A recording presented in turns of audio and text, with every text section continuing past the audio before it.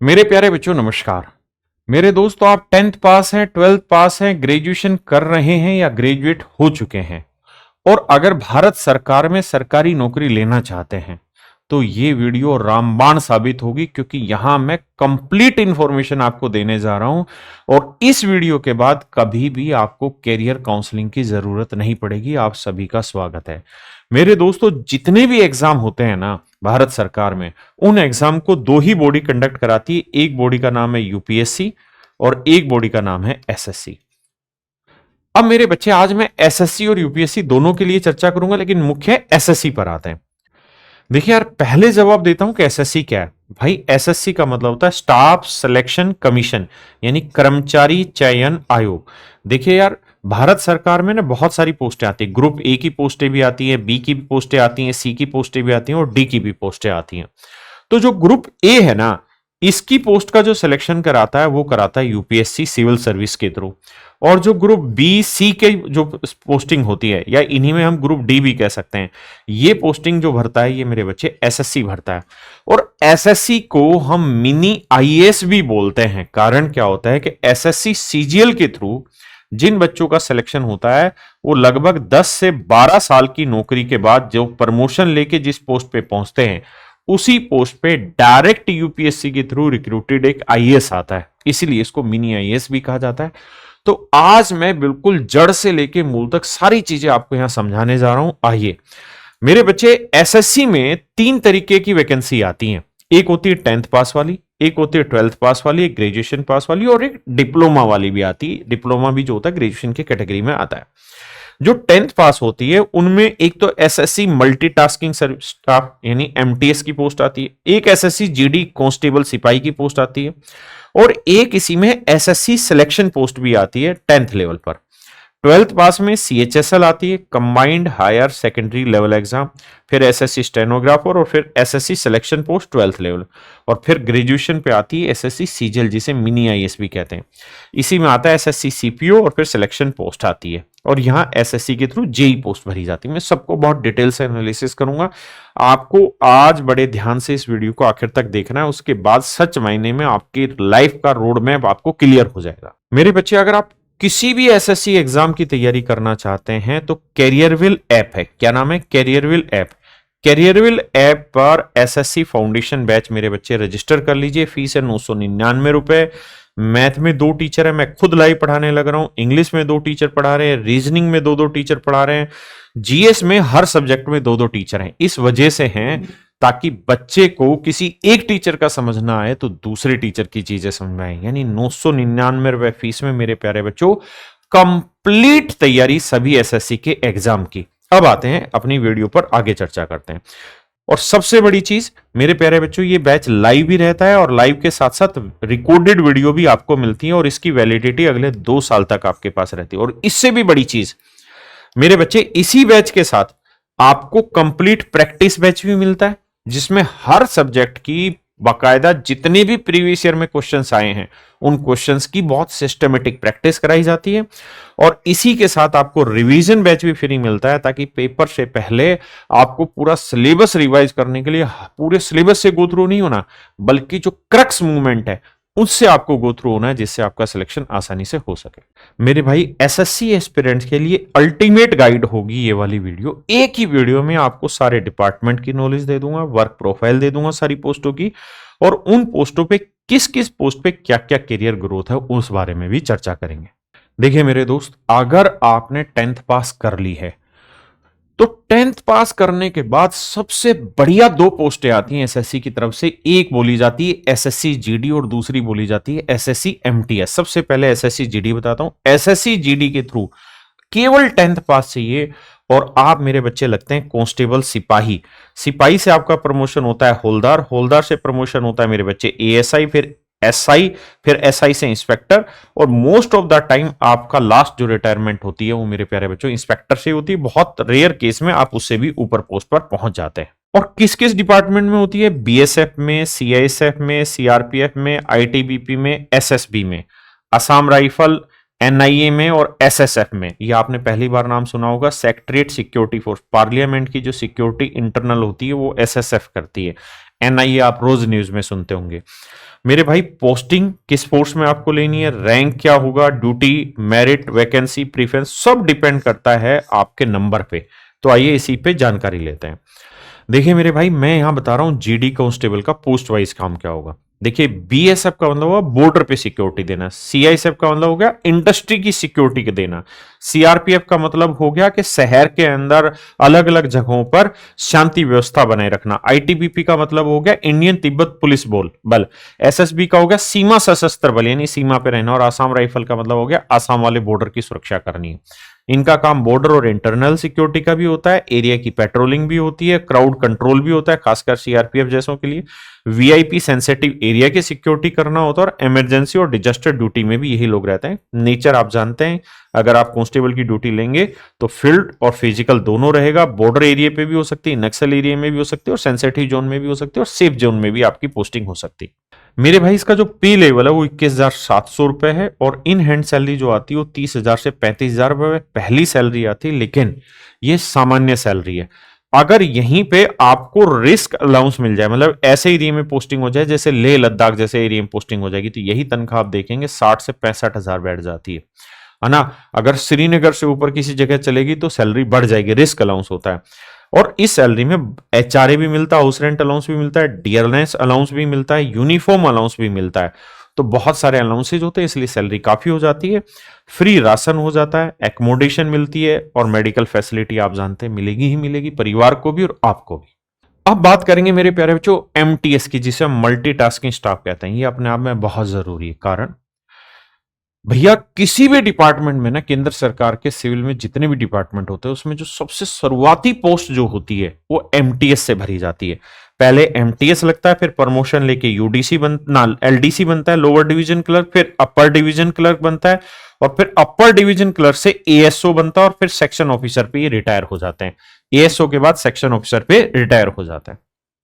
और ये वही एएसओ है जिस पोस्ट पर मेरे प्यारे बच्चों सीजीएल के थ्रू आप डायरेक्ट लगते हैं, सीजीएल के थ्रू आप एएसओ ही अपॉइंट होते हैं। एमटीएस के थ्रू पहले एमटीएस, फिर एलडीसी, फिर यूडीसी, फिर एएसओ और एसओ। लेकिन एमटीएस में एक फायदा और भी है कि यहां डिपार्टमेंटल एग्जाम भी होता है, और डिपार्टमेंटल एग्जाम के थ्रू आप 3 साल की सर्विस के बाद सीधा एएसओ आ जाते हैं, और इसकी मेरिट भी कम जाती है। ठीक है जी। ये पोस्टें जो होती हैं एमटीएस की अलग अलग नाम से आती हैं, लेकिन लेवल एक ही होता है। कहीं चपड़ासी बोल देते हैं, कहीं डॉक्टरी बोल देते हैं, कहीं जमादार बोल देते हैं, जूनियर ऑपरेटर बोल देते हैं, वॉचमैन चौकीदार बोल देते हैं, माली बोल देते हैं, सफाई वाला, हेल्पर, गेट कीपर, ये सारे इनके पोस्टों के नाम होते हैं, लेकिन अल्टीमेटली इनको एमटीएस ही बोलते हैं। देखिए इनका मेन काम होता है साफ सफाई, ये नहीं कर रहे होते हैं, ये मेनली ऑफिस का सपोर्ट वर्क देख रहे होते हैं।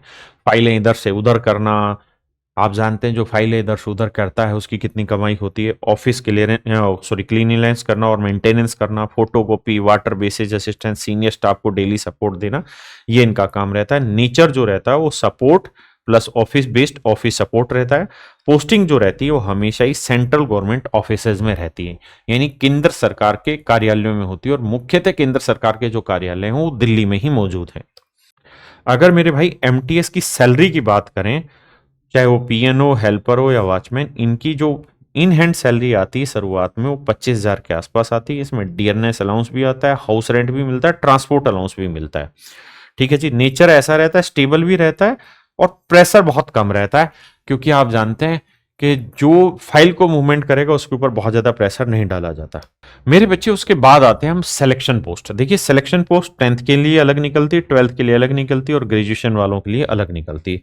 जो 10th लेवल पे निकलती है उसमें एमटीएस में ही कुछ पोस्टें होती हैं। लेबोरेटरी अटेंडेंट होता है, फील्ड अटेंडेंट हुआ, जूनियर ऑपरेटर हुआ, स्टोर अटेंडेंट हुआ, टेक्निकल अटेंडेंट हुआ, वर्कशॉप अटेंडेंट, ये 10th लेवल पर पोस्टें आती है सिलेक्शन पोस्ट के नाम से। अगर हायर सेकेंडरी लेवल पे 12th पे बात करें तो एलडीसी हो गया, डाटा एंट्री ऑपरेटर हो गया, जूनियर सेक्रेटरीट असिस्टेंट हो गया, जूनियर टेक्निकल असिस्टेंट हो गया, स्टैटिस्टिकल असिस्टेंट हो गया, लेबोरेटरी असिस्टेंट हो गया। ध्यान देना, यहां लेबोरेटरी अटेंडेंट था और यहां लेबोरेटरी असिस्टेंट है। और ग्रेजुएशन लेवल पर एएसओ होती है, जेएसओ होती है, रिसर्च असिस्टेंट होती है, असिस्टेंट सुपरिटेंडेंट होता है, डिप्टी रेंजर होता है, टेक्निकल ऑफिसर और प्रोग्राम असिस्टेंट होता है। तो ये बहुत सारी पोस्टें होती हैं। कैरियर की ग्रोथ ऐसी है कि जब आप एंट्री पोस्ट पे आते हैं, फिर उससे सीनियर बनते हैं, फिर उससे ऑफिसर लेवल लेते हैं, फिर हायर ऑफिसर लेवल रहता है। तो इस तरह से इनका प्रमोशन चलता रहता है। अगर मेरे बच्चे एसएससी सिलेक्शन पोस्ट पे काम की बात करें तो 10, 12 और ग्रेजुएशन लेवल पे डिपार्टमेंटल स्पेसिफिक काम होता है, टेक्निकल वर्क होता है, लैब असिस्टेंट, असिस्टेंट के इनके रोल्स होते हैं, लैब में जो काम कर रहे थे, ऑफिसर और फील्ड दोनों ही काम होता है इनके, यानी ऑफिस में भी काम रहता है और फील्ड में भी काम रहता है। और डिपार्टमेंट के आधार पर ही इनके मेरे बच्चे काम बदलते रहते हैं। दोस्तों सैलरी की अगर हम बात करें सिलेक्शन पोस्ट पे, तो जो लेवल 1 यानी 10th वालों की एंट्री होती है, इनकी इन हैंड सैलरी 22,000 होती है, और जो लेवल 7 ग्रेजुएशन वाले आते हैं, इनकी इन हैंड सैलरी 60,000 होती है। तो 22,000 से लेकर 60,000 के बीच में इनकी सैलरी इस तरह से आगे बढ़ती रहती है। अब आते हैं मेरे बच्चे सबसे प्यारी पोस्ट जिसमें सबसे ज्यादा फॉर्म भरे जाते हैं, इसे बोलते हैं एसएससी सीएचएसएल। ये 12वीं के लेवल पर होती है, 12th लेवल पर होती है। इसमें भरा जाता है मेरे बच्चे एलडीसी, जीएसए, है ना, मिनिस्ट्रीज और सेंट्रल गवर्नमेंट ऑफिसेज में इनका काम होता है। मेनली इनका क्लेरिकल और फाइल वर्क रहता है। फिर डाटा एंट्री ऑपरेटर होते हैं, ये डाटा फीड करते हैं, टेक्निकल डेस्क जॉब रहती है। एक होता है data entry operator grade A, ये स्पेशल मिनिस्ट्री जैसे कैग वगैरह में होते हैं। कैग का मतलब होता है controller auditor general of India, मतलब भारत सरकार जो खर्च कर रही है उसका ऑडिट ये लोग करते हैं। इनका प्रमोशन एलडीसी या जीएसए से यूडीसी होता है, अपर डिवीजन, अपर डिवीजन से फिर एएसओ बनते हैं और एएसओ से एसओ बनते हैं।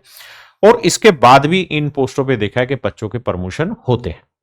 देखिए यार, सीएचएसएल के थ्रू जो पोस्ट होती है उसमें दो पोस्टें मेन रहती है, एक एलडीसी या जीएसए और एक डाटा एंट्री ऑपरेटर। जो डाटा एंट्री ऑपरेटर उसका काम होता है डाटा फीड करना, कंप्यूटर बेस्ड वर्क होता है, एक्सेल और डाटाबेस हैंडलिंग आना चाहिए, डिपार्टमेंटल रिपोर्ट्स वगैरह उस आगे भेजते हैं। जो एलडीसी होते हैं वो फाइल की नोटिंग और डाटा एंट्री करते हैं, ऑफिस करस्पॉन्डेंस करते हैं, आरटीआई लेटर रिकॉर्ड मेंटेन करते हैं, क्लरिकल और डेस्क वर्क रहता है। नेचर इन जॉब का हमेशा ही डेस्क जॉब रहेगी, कंप्यूटर जॉब रहेगी। मिनिस्ट्री और सेंट्रल ऑफिस में ही इनकी पोस्टिंग होती है। मेरे बच्चे अगर हम एलडीसी की बात करें तो इसकी बेसिक पे 19,900 है, यानी 26,000 से 30,000 के बीच में इनकी इन हैंड सैलरी आती है। वहीं डाटा एंट्री ऑपरेटर की बात करें तो मेरे बच्चे 35,000 से 40,000 के बीच में इनकी सैलरी आती है। अब आते हैं मेरे बच्चे एसएससी स्टेनोग्राफर। देखिए यार, इनका संबंध सीधा सीधा अफसर से होता है। जब अफसर कुछ बोलता है तो ये जल्दी जल्दी से स्टेनोग्राफर राइटिंग में शॉर्ट हैंड में अपने में कुछ लिख लेते हैं। तो इनका मेनली जो काम रहता है वो सेंट्रल गवर्नमेंट ऑफिसेज और मिनिस्ट्रीज में रहता है। 35,400 से 1,12,400 के बीच में इनका पे लेवल रहता है। नॉन गस्टेड पोस्टें होती हैं। जितनी भी कॉन्स्टिट्यूशनल बॉडीज है, ट्रिब्यूनल हैं, कोर्ट्स हैं, उनमें सब में इनकी पोस्टिंग होती है। उसका स्टेनोग्राफर ग्रेड डी होता है, एक ग्रेड सी होता है। Grade C group B post होती है और ग्रेड सी में 25,500 से 81,100 रहता है, लोकेशन वही रहती है। ग्रेड डी से प्रमोशन होकर ग्रेड सी पे आते हैं। ग्रेड सी से प्राइवेट सेक्रेटरी होते हैं, जितने भी आपने देखे होंगे मंत्री होते हैं उनके पर्सनल सेक्रेटरी होते हैं। तो एक पर्सनल सेक्रेटरी उनका सरकार की तरफ से होता है, तो यही लोग पर्सनल सेक्रेटरी बनते हैं, फिर पीपीएस बनते हैं, फिर सीनियर पीपीएस बनते हैं। देखिए यार, अगर हम इनकी काम की बात करें ग्रेड डी और ग्रेड सी वालों की, तो ग्रेड डी वालों का डिक्टेशन लेना होता है, ऑफिशियल लेटर और नोट वगैरह लिखना होता है, ऑफिशियल मीटिंग का रिकॉर्ड रखना होता है। ग्रेड सी वालों का ये थोड़ा सा प्रीमियम जॉब हो जाती है। इसमें सीनियर ऑफिसर्स का पर्सनल स्टेनोग्राफर होते हैं, कॉन्फिडेंशियल फाइल हैंडल करते हैं, high level meeting and reports तैयार करते हैं। इनका जो काम होता है मेरे बच्चे वो हमेशा ही मिनिस्ट्रीज या सेक्रेटरीट में होता है, और पावर बहुत होती है क्योंकि ऑफिसर के डायरेक्ट कनेक्शन में काम कर रहे होते हैं। अगर मान लीजिए किसी इलाके का या किसी स्टेट का जो सबसे बड़ा पुलिस अधिकारी है, उसका भी जो सारा काम देख रहा होगा वो स्टेनोग्राफर ही देख रहा होगा, क्योंकि मीटिंग में जहां पे भी वो बैठेगा या कोई सेक्रेटरी रैंक का अधिकारी वहां बैठेगा तो वो भी जो कुछ भी बोल रहा होगा उसको मीटिंग का नोट डाउन जो कर रहा होगा ना, वो स्टेनोग्राफर ही होगा। इसलिए स्टेनोग्राफर का सीधा संबंध टॉप पोस्ट से जुड़ जाता है। इसलिए कहते हैं कमाई के मामले में अच्छी पोस्ट होती है।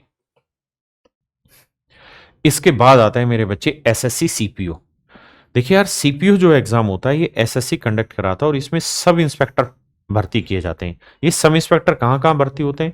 ये सब इंस्पेक्टर दिल्ली पुलिस में भी भर्ती होते हैं, जितनी भी सेंट्रल आर्म पुलिस फोर्सेज है उनमें भी होते हैं, जैसे बीएसएफ हुआ, सीएसएफ हुआ, सीआरपीएफ हुआ, आईटीबीपी हुआ, एसएसबी हुआ। और सब इंस्पेक्टर सीआईएसएफ में भी यहीं से एग्जीक्यूटिव वाले यहीं से भरे जाते हैं। ये सारी की सारी पोस्टें ग्रुप भी होती हैं, नॉन गस्टेड होती हैं। सब इंस्पेक्टर से आप इंस्पेक्टर बनते हैं, इंस्पेक्टर से आप एसी बनते हैं, असिस्टेंट कमिश्नर या असिस्टेंट कमांडेंट जहां भी होता है। इसके बाद आप डीसीपी बनते हैं और यहीं पे आपका प्रमोशन लास्ट होता है। ठीक है जी, मतलब एसीपी पे ही बहुत जगह रुक जाते हैं, लेकिन कुछ डिपार्टमेंट में डीसीपी बन जाता है और कुछ एक में कमांडेंट हो जाते हैं। लेकिन इसके बाद इनका प्रमोशन बहुत रेयर होगा, अगर किसी का होगा, किसी ने आतंकवादी ठोक वोक दिया है तो बात अलग है, नहीं तो यही कमांडेंट तक ही रह जाता है। ठीक है जी, ये हो जाता है डिपार्टमेंट का सबसे बड़ा पोस्ट, डीजी। देखिए यार, जितने भी सब इंस्पेक्टर होते हैं इनके काम अलग अलग होते हैं। अगर दिल्ली पुलिस में है तो एफआईआर और इन्वेस्टिगेशन, लॉ और ऑर्डर मेंटेन करना, पब्लिक डीलिंग, क्राइम प्रिवेंटेशन। अगर सीएपीएफ के थ्रू बाकी जगह होता है, चाहे बीएसएफ में हो, सीआरपीएफ में हो, सीएसएफ में हो, तो उनमें अलग अलग उनके जगह काम होगा। देखिए, दिल्ली पुलिस में अगर आप होते हैं तो आपके पास अथॉरिटी भी रहती है, यूनिफॉर्म भी रहती है और पावर पोस्ट रहती है। और आप जानते हैं जहां जहां पावर शामिल होगी वहां वहां लक्ष्मी माता आएंगी। मेरे बच्चे, सब इंस्पेक्टर की, चाहे वो दिल्ली पुलिस हो या बाकी फोर्सेज में, उनकी जो मिनिमम सैलरी होती है इन हैंड, वो 45 से 50,000 पहली सैलरी आ जाती है और फिर धीरे धीरे बढ़ता रहता है। इसके अंदर डीए यानी डियरनेस अलाउंस होता है, एचआरए होता है, यूनिफॉर्म रिस्क अलाउंसेज होते हैं, ये सारी चीज होती है। सबसे बड़ी चीज इनके अंदर पावर होती है। पावर होने से ही रेस्पेक्ट जनरेट होती है और इनके प्रमोशन भी अच्छे होते हैं। अब आते हैं मेरे प्यारे बच्चों हम उस मेन लड़ाई पर जिसे हर बच्चे को सपना देखना चाहिए, जिसे हम कहते हैं मिनी आईएएस, जिसे हम बोलते हैं combined graduate level CGL exam, SSC CGL exam. देखिए यार, इसमें मैं 3 तरीके से बांटता हूं चीजों को, 3 क्या 4 तरीके से। सबसे पहला बांटते हैं इनकम टैक्स डिपार्टमेंट। इसमें 2 पोस्टें होती है, एक होती है इनकम टैक्स इंस्पेक्टर, एक होता है इनकम टैक्स ऑफिसर। फिर कस्टम और जीएसटी में बात करें तो इंस्पेक्टर होता है, एक तो आपने देखा होगा कस्टम इंस्पेक्टर होता है, एक जीएसटी इंस्पेक्टर होता है, एक एग्जामिनर होता है, एक प्रिवेंटिव होता है। इन सब का काम यही रहता है, यानी जितनी भी कस्टम ड्यूटी आ रही होती है उसको ही देख रहे होते हैं ड्यूटीज। जैसे कस्टम इंस्पेक्टर आप देखेंगे मोस्टली कहां मिलेंगे, एयरपोर्ट पे। एग्जामिनर आप देखेंगे कहां मिलेंगे, ये मिलेंगे जहां समुद्री वो सीमा लगती है, जहां बाहर से बड़े बड़े जहाज आते हैं और उनका सामान आता है। तो ये सबसे जबरदस्त पोस्ट होती पावर वाइज। और फिर तीसरा आता है इन्वेस्टिगेशन एंड एनफोर्समेंट, जैसे सब इंस्पेक्टर सीबीआई में, सब इंस्पेक्टर एनआईए में, या इंस्पेक्टर सेंट्रल एक्साइज डिपार्टमेंट में। ठीक है जी। दूसरा, यहीं पर एक एनफोर्समेंट डिपार्टमेंट भी होता है जिसे हम असिस्टेंट एनफोर्समेंट ऑफिसर भी यहीं से अपॉइंट होते हैं। ठीक है जी। जैसे ईडी वगैरह है तो ईडी वगैरह में यहीं से अधिकारी लिए जाते हैं। तो ये तो थे मेरे बच्चे पावर और रुतबे वाली, ये वो जॉब है जो फील्ड जॉब भी है और जिनके अंदर यूनिफॉर्म पहननी होती है। इसके बाद आ जाते हैं मेरे बच्चे वो पोस्ट जिनमें मंत्रालय में बैठना होता है, डेस्क जॉब रहती है, ऑडिट पोस्ट होती है और वर्दी नहीं पहनने वाली होती है। सबसे पहला तो जितनी भी मंत्रालय होता है उनमें एक पोस्ट होती है एएसओ, वो रहता है असिस्टेंट सेक्शन ऑफिसर इसे बोलते हैं। और एक डिपार्टमेंट रहता है मिनिस्ट्री ऑफ एक्सटर्नल अफेयर, विदेश मंत्रालय। आज के समय में सबसे ज्यादा डिमांड इसी एमईए की है, असिस्टेंट सेक्शन ऑफिसर एमईए। क्यों? क्योंकि इसमें आपकी जो ज्वाइनिंग होती है, ज्वाइनिंग होने के बाद आपको फॉरेन कंट्री भेजा जाता है। और अगर मान लीजिए आप अमेरिका एम्बेसी में आपकी पोस्टिंग हो गई तो अमेरिकन डॉलर के हिसाब से आपकी सैलरी हो जाती है। तो ये बहुत क्रीम पोस्टिंग है, हर कोई इसको लेना चाहता है। उसके बाद आता है ऑडिट और अकाउंट्स। एक असिस्टेंट ऑडिट ऑफिसर होता है, एक असिस्टेंट अकाउंट ऑफिसर होता है, डिविजनल अकाउंटेंट, ऑडिटर और अकाउंटेंट। अच्छा, ये पोस्ट लड़कियों के लिए बहुत अच्छी है, गर्ल्स के लिए खासकर एएसओ, क्योंकि ऑफिस टाइमिंग है, सुबह 10 से 5 की जॉब होती है। दिल्ली में ही जीवन भर पोस्टिंग रहनी क्योंकि मिनिस्ट्रियल पोस्ट है। फिर आती है स्टैटिस्टिक्स, सांख्यिकी विभाग, जो इन्वेस्टिगेशन मतलब जो आंकड़ों का अध्ययन करते हैं, उसमें जीएसओ होता है। इनका काम होता है, पोस्ट और वैकेंसी हर साल डिपार्टमेंट वाइज चेंज होती रहती है इनकी। अब बात करते हैं भाई इनमें प्रमोशन किस किस में कैसे कैसे। देखो यार, सबसे पहले तो एंट्री पोस्ट जिस पे भी हो रही है उसके तुरंत 3 से 4 साल में आप ऑफिसर बन जाते हैं, फिर गस्टेड ऑफिसर बन जाते हैं, फिर सीनियर ऑफिसर। यही कहानी धीरे धीरे आगे बढ़ती रहती है। देखो यार, अगर इनकी जॉब प्रोफाइल की बात करूं तो भैया अगर तुमको पैसा कमाना है, रेड और इंस्पेक्ट मतलब रेड मारनी है दबा के, तो भैया आप इनकम टैक्स इंस्पेक्टर बनिए, जीएसटी इंस्पेक्टर बनिए, सीबीआई में एसआई बनिए या एनआईए में जाइए, नार्कोटिक्स वाले में जाइए, उनमें जाके नशा वसा ढूंढिए भाई और कमाइए पैसा। दूसरा होता है कि आप बहुत सेटल जॉब करना चाहते हैं, यानी मिनिस्ट्रीज में रहना चाहते हैं, ऑफिस जॉब होगी, बाकायदा एसी होगा, मस्त आप पार्लियामेंट के पास ऑफिस में जाएंगे, वो होती है एएसओ, है ना। ये एएसओ का मेन काम होता है, ये पॉलिसी फाइल करते हैं, नोट ड्राफ्टिंग करते हैं, फॉरेन एक्सपोजर वगैरह, ये सारी चीजें इसमें रहती है। ठीक है जी। और फिर आता है फाइनेंस। फाइनेंस को देखने वाले होते हैं ऑडिटर, अकाउंटेंट या AAO, असिस्टेंट ऑडिट ऑफिसर। ठीक है जी। भाई इन सब की बात करें तो पावर भी है, प्रेस्टीज भी है, ग्रोथ भी है। लॉन्ग टर्म ऑफिसर कैरियर है, क्योंकि 10 साल में तो हर एक बच्चा बहुत अच्छी पोस्ट पे प्रमोशन लेके पहुंच जाता है। मेरे भाई ये सारी की सारी लेवल 7 और लेवल 8 की पोस्टें होती हैं। इनकी जो मिनिमम सैलरी हो 55 से 65 हजार रुपये शुरुआत में होती है, और जो ये वाली पोस्ट होती है लेवल 8 वाली, ये 65 से 75 हजार इनिशियल इनकी सैलरी हो जाती है। देखिए भाई, जो ऑडिटर लगता है लेवल 5, फिर वो सीनियर ऑडिटर बनता है, सीनियर ऑडिटर से डबल एओ बनता है ना, गस्टेड ऑफिसर बन जाता है। टैक्स असिस्टेंट से इंस्पेक्टर बन जाते हैं 4 से 6 साल में। ठीक है जी। पोस्टिंग जो रहती है वो मोस्टली की डेस्क जॉब रहती है, मिनिस्ट्रीज में रहती है, फील्ड जॉब रहती है, जैसे income tax inspector, excise, CBI, इनकी फील्ड जॉब भी रहती है। फिर मेरे बच्चे एसएससी एक एग्जाम कंडक्ट कराता है, एसएससी जेई। एसएससी जेई में जिन बच्चों ने बीटेक वगैरह करी होती है उनके लिए होता है, चाहे जिसने सिविल से करी हो, इलेक्ट्रिकल से की हो, मैकेनिकल से की हो। इन सारे डिपार्टमेंट में मेरे प्यारे बच्चों इनकी पोस्टिंग होती है। सबसे पहले जेई से एई बनते हैं, एई से ईई बनते हैं, ईई से एसई बनते हैं, और एसई से सीई। सीई बहुत कम जाते हैं, लेकिन हाँ सुपरिटेंडिंग इंजीनियर तक सब पहुंच जाते हैं। देखिए जी, एसएससी जेई का जो पोस्ट वाइज काम होता है वो होता है गवर्नमेंट प्रोजेक्ट का सुपरविजन करना, साइट का इंस्पेक्शन करना, एस्टीमेट और टेंडर प्रोसेस करना, कॉन्ट्रैक्ट कोऑर्डिनेशन करना, मेंटेनेंस और गवर्नमेंट एसेट्स होता है। देखो भाई, जेई में एक तो प्रमोशन बहुत फास्ट है। बेसिक जो इनको इन हैंड सैलरी मिलती है वो लगभग 50 हजार सैलरी आ जाती है पहले ही महीने। पावर दबा के है, क्योंकि आपको पुल का भी इंस्पेक्शन आप ही करेंगे, पुल का टेंडर भी आप ही देंगे, तो आप समझिए पावर है। रिस्पेक्ट तो होनी है जब पावर होगी, और प्रमोशन बहुत अच्छे खासे है। देखिए मेरे बच्चे, एसएससी में ना, चाहे वो सीजीएल वाले एग्जाम हो, सीएचएसएल एग्जाम हो, या सिलेक्शन पोस्ट वाले एग्जाम हो, उसमें दो तरीके से एग्जाम कंडक्ट होते हैं, एक टायर 1 और एक टायर 2। यानी पहले टायर 1 होगा, इसको आप क्वालिफाई करेंगे, फिर टायर 2 आएगा, और टायर 2 से आपकी मेरिट डलती है, मेरिट डिसाइड होती है। तो जो टायर 1 होता है ना मेरे बच्चे, वो सबके लिए स्टैंडर्ड होता है। उसमें 25 सवाल रीजनिंग के, 25 जीके के, 25 मैथ के और 25 इंग्लिश के आते हैं, यानी 100 सवाल 200 नंबर के आते हैं। 60 मिनट में पेपर करना होता है, क्वालिफाइंग नेचर का ही पेपर होता है। फिर आता है मेरे बच्चे इन्हीं सीजीएल और सीएचएसएल के लिए टायर 2 का पेपर आता है। टायर 2 माने मींस का पेपर आता है। एसएससी में किसी भी पोस्ट के लिए इंटरव्यू नहीं है, तो यहाँ टायर 2 से मेरे बच्चे फाइनल सिलेक्शन होता है। इसमें क्या होता है, 30 क्वेश्चन मैथ के आते हैं, 30 क्वेश्चन रीजनिंग के आते हैं, 45 सवाल इंग्लिश के आते हैं, और जनरल अवेयरनेस के 25 सवाल आते हैं। तो 130 सवाल आते हैं, और मेरे भाई 390 नंबर के आते हैं। 2 घंटे 15 मिनट का समय मिलता है। ठीक है जी। वहीं अगर हम सीएचएसएल की बात करें तो 30 सवाल इसके, 30 इसके, 40 इसके, 20 इसके, यानी 120 सवाल आते हैं 360 नंबर के, और 2 घंटे 15 मिनट का समय मिलता है। अब आते हैं मेरे बच्चे एसएससी सीपीयू का टायर 2। देखिए, एक तो था सीजीएल और सीएचएसएल के लिए टायर 1। प्रीलिम्स लगभग लगभग सभी का एक जैसा रहता है, लेकिन सीपीयू का टायर 2 बदल जाता है, और इसमें 200 क्वेश्चन आते हैं, 200 नंबर के होते हैं, और वो केवल इंग्लिश लैंग्वेज पे बेस्ड होता है। अब आते हैं मेरे बच्चे टायर 1 एसएससी एग्जाम एमटीएस का। तो भाई एमटीएस में केवल टायर 1 एग्जाम होता है। 20 सवाल रीजनिंग, 20 मैथ, 20 जीके जीएस और 25 इंग्लिश, यानी 90 सवाल आते हैं। 90 मिनट का पेपर होता है, 90 सवाल होते हैं, 270 नंबर का होता है। फिर आते हैं मेरे बच्चे सीपीयू स्टेनोग्राफर। सीपीयू में क्या होता है कि चारों सब्जेक्ट होते हैं, मैथ, रीजनिंग, इंग्लिश, जीएस, लेकिन वहां 50 क्वेश्चन होते हैं, 200 मतलब 50-50 क्वेश्चन हर एक के, तो 200 क्वेश्चन 200 नंबर के आते हैं। 2 घंटे का टाइम मिलता है। स्टेनोग्राफर में मैथ नहीं आता, ध्यान रखना। रीजनिंग 50 सवाल, जीके 50 सवाल, इंग्लिश 100 सवाल, यानी 200 क्वेश्चन 200 मार्क्स के, 120 मिनट। और जो ये सीपीयू वाला पेपर है, ये वाला, इसका ये तो है टायर 1, ये क्वालिफाइंग है। इसका टायर 2 होता है, जिससे मेरिट बनती है। तो टायर 2 अगर देखेंगे ना, सीपीयू टायर 2, तो इसमें केवल इंग्लिश लैंग्वेज और कॉम्प्रिहेंशन के 200 सवाल होते हैं, 200 नंबर के। अब बात करते हैं फाइनल सिलेक्शन प्रोसेस की। तो मेरे बच्चे, सीजीएल के थ्रू सिलेक्शन लेना है तो टायर 1, जिसे हम प्रीलिम्स कहते हैं, तो क्वालिफाई करना होगा। मेरिट मींस से बनती है टायर 2 से। उसके बाद क्वालिफाइंग होगा। कुछ पोस्टों में भैया टाइपिंग की जरूरत होगी तो क्वालिफाइंग, और फिर फिजिकल जिनमें जरूरत होगी वो उनमें फिजिकल, बहुत नॉर्मल फिजिकल होता है। सीपीयू की बात करें तो टायर 1 से ही मेरिट बनती है भाई, और टायर 2 से भी मेरिट बनती है।